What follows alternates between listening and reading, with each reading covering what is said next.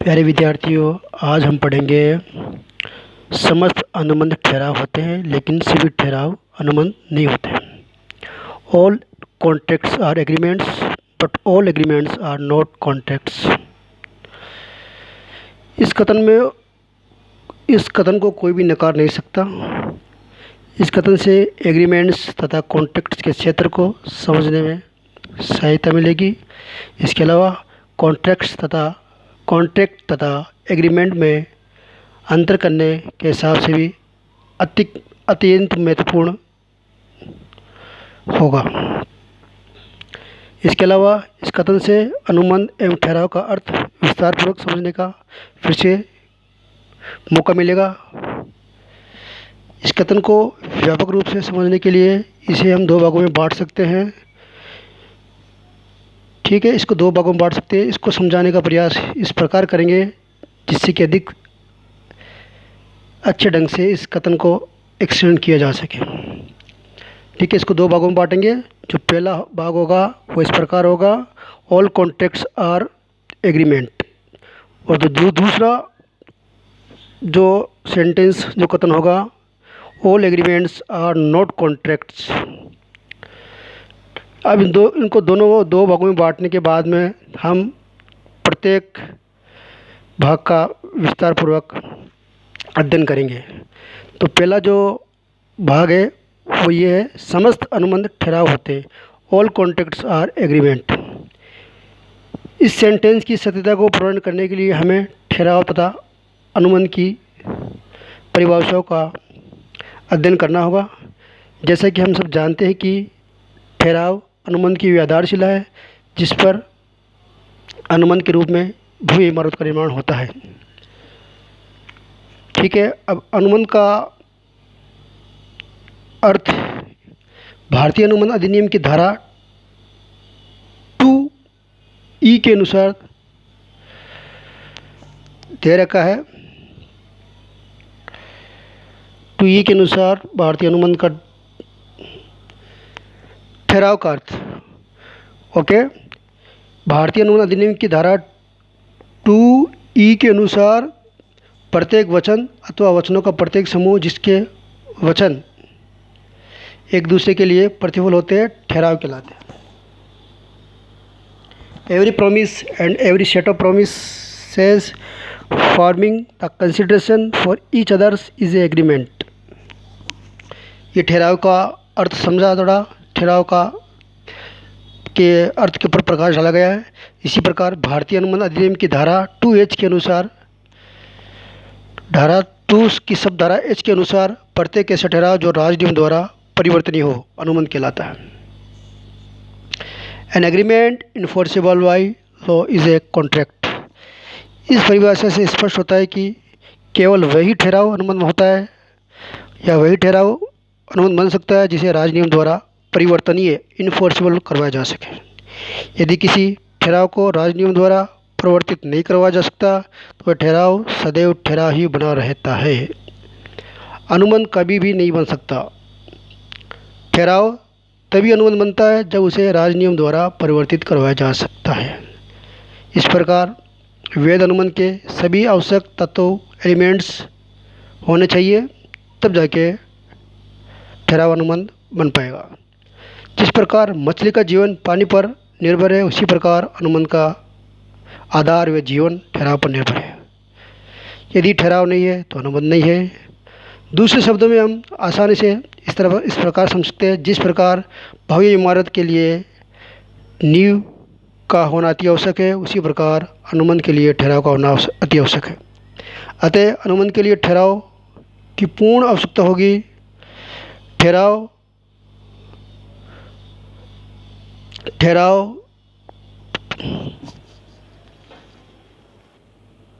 यदि ठहराव नहीं है तो अनुबंध की कल्पना भी नहीं की जा सकती। इस प्रकार इस कथन से स्पष्ट होता है कि समस्त अनुबंध ठहराव होते हैं। All contracts are agreements. अब आगे हम देखेंगे दूसरा जो भाग था, सभी ठहराव अनुबंध नहीं होते। All agreements are not contracts.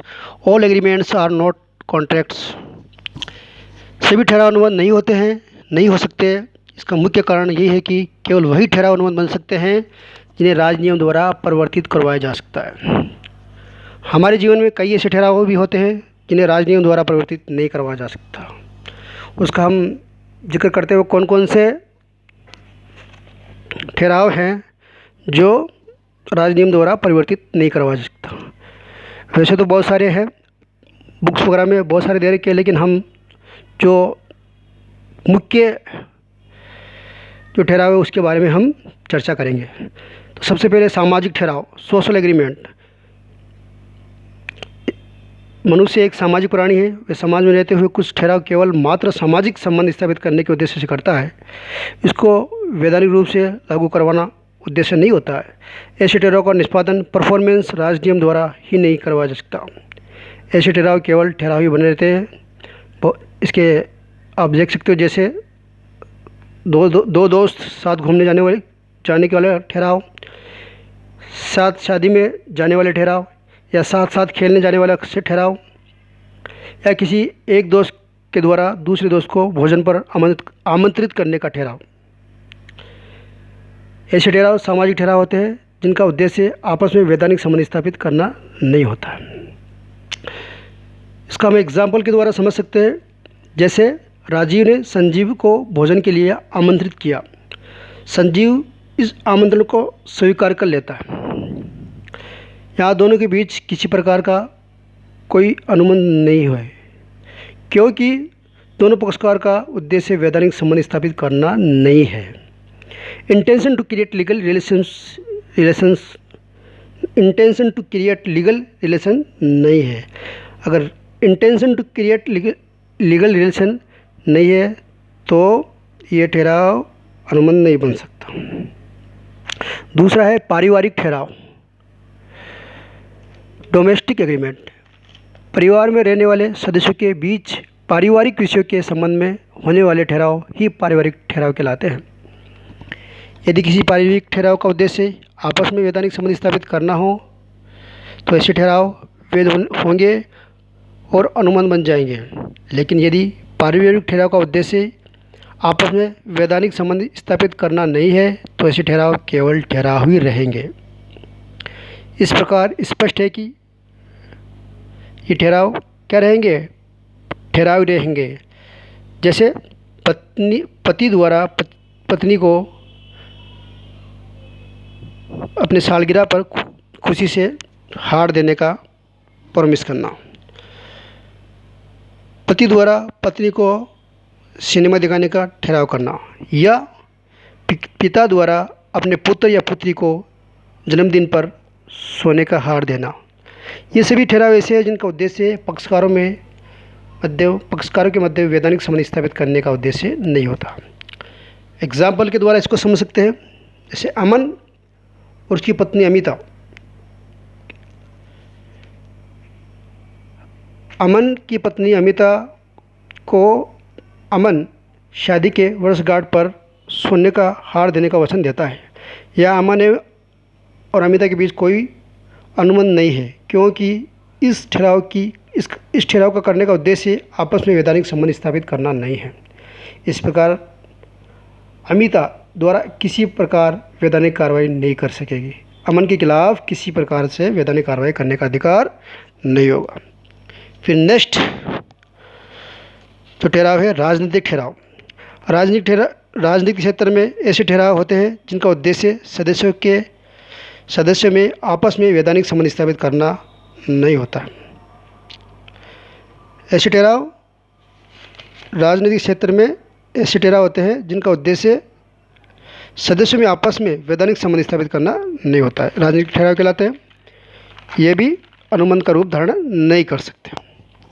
व्यापारिक ठहराव जिनका उद्देश्य वैधानिक संबंध स्थापित करना नहीं होता है।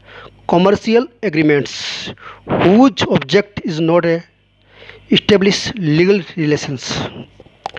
सामान्य व्यापारिक ठहराव का उद्देश्य वैधानिक संबंध स्थापित करने का होता है, क्योंकि व्यापारिक ठहराव का उद्देश्य वैधानिक ठहराव को द्वारा पारस्परिक रूप से एक दूसरे पक्षकार के विरुद्ध वैधानिक अधिकार प्राप्त करना होता है। लेकिन यदि ऐसे ठहराव में इस बात का उल्लेख कर दिया गया है कि इस ठहराव को राजनियम द्वारा या न्यायालय द्वारा इन्फोर्सिबल नहीं करवाया जाएगा, तो ऐसे ठहराव कभी भी कानून द्वारा परिवर्तित नहीं करवाए जा सकते। ऐसा ठहराव सदैव ठहराव बना रहेगा और अनुबंध का रूप धारण नहीं करेगा। नेक्स्ट, धार्मिक एवं नैतिक ठहराव, रिलीजियस एंड मॉरल। धार्मिक नैतिक रूप से किए गए ठहराव को करने का उद्देश्य सामान्य वैधानिक संबंध स्थापित करने का नहीं होता है। ऐसे ठहराव का निष्पादन राजनियम द्वारा सामान्य स्थिति में नहीं करवाया जा सकता। नेक्स्ट, छठा, अयोग्य पक्षकार द्वारा किए गए ठहराव, एग्रीमेंट मेड बाई इनकम्पोटेंट, अनेबल या फिर इनकम्पेबल या फिर अनफिट पार्टीज के द्वारा। इसमें क्या होता है, अयोग्य पक्षकार द्वारा किए गए पक्षकारों में अनुमोदन करने की क्षमता होना अति आवश्यक है। यदि कोई ठहराव अयोग्य पक्षकार द्वारा किया जाएगा तो ऐसे ठहराव केवल ठहराव ही रहेंगे। ठीक है। सातवां जो ठहराव है, स्वतंत्र सहमति के अभाव में किया गया ठहराव, एग्रीमेंट विदाउट फ्री कॉन्सेंट। एक वैध ठहराव के पक्षकारों के बीच सहमति, स्वतंत्र सहमति होना जरूरी है। कौन सी सहमति होनी चाहिए? स्वतंत्र, फ्री कॉन्सेंट होनी चाहिए। यदि किसी पक्षकार ने सहमति, उत्पीड़न, अनुचित प्रभाव, कपट या मिथ्यामंडन या गलती से के आधार पर प्राप्त कर सहमति प्राप्त की है तो वह स्वतंत्र सहमति नहीं मानी जाएगी। ऐसे ठहराव केवल ठहराव ही रहेंगे। नेक्स्ट, प्रतिफल रहित ठहराव, एग्रीमेंट विदाउट कंसिडरेशन। भारतीय अनुबंध अधिनियम की धारा 25 के अनुसार बिना प्रतिफल के ठहराव व्यर्थ होते हैं। इस अधिनियम में कुछ एक अपवाद भी हैं, किंतु सामान्यतः बिना प्रतिफल का ठहराव ही बना रहता है। अवैधानिक उद्देश्य में प्रतिफल का अभाव, agreements of unlawful objects and consideration. ऐसे ठहराव जिनका उद्देश्य एवं प्रतिफल अवैधानिक होते हैं वे केवल ठहराव ही बने रहते हैं। नेक्स्ट, दसवां जो ठहराव है, विवाह में रुकावट डालने वाला ठहराव, एग्रीमेंट रेस्ट्रेनिंग मैरिज। ऐसे ठहराव जिनका उद्देश्य वयस्क माइनर नहीं, जो 18 साल से अधिक वयस्क व्यक्ति की शादी या विवाह में रुकावट डालने वाला होते हैं, ऐसे ठहराव व्यर्थ होते हैं। जो शादीशुदा के योग्य व्यक्ति होते हैं उनकी शादी में रुकावट डालने वाले ठहराव व्यर्थ होते हैं। नेक्स्ट, व्यापार में रुकावट डालने वाले ठहराव, agreement in restraint of trade. भारत के प्रत्येक नागरिक को अपनी इच्छा अनुसार वैध व्यापार या धंधा करने के लिए स्वतंत्र है, फ्री है। ऐसे ठहराव जो वैध व्यापार में रुकावट डालने वाले होते हैं, ऐसे ठहराव व्यर्थ होते हैं। ओके। नेक्स्ट है अनिश्चित अर्थ वाले ठहराव, एग्रीमेंट वॉइड फॉर अनसर्टेनिटी। अनिश्चित अर्थ वाले ऐसे ठहराव जिनका मीनिंग निश्चित ना हो, ऐसे ठहराव व्यर्थ होते हैं। ऐसे ठहराव में अनिश्चित, अस्पष्ट अथवा भ्रमित करने वाला होता है, उन्हें पूरा नहीं करवाया जा सकता। ऐसे ठहराव भी व्यर्थ होते हैं। नेक्स्ट, बाजी के ठहराव, agreement by way of ways.